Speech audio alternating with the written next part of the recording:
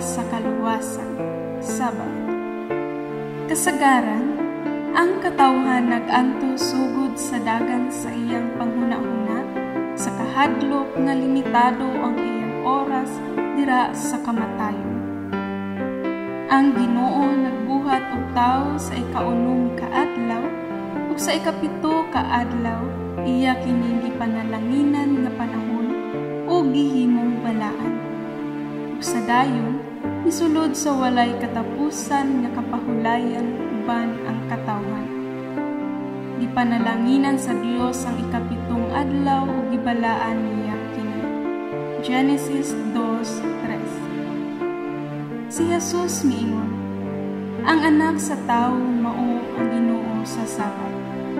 Lucas 6:5. Duol kamo kanako, kamong tanan nga gikapuyan ug gibug-atan sa inyong dipasan ug papahulayon ko kamo. Mateo 11:28. Kining kapahulayan na wala tungod sa sala. Si Jesus ipadala kanato isip usa ka gasa. Duol kita kang Jesus.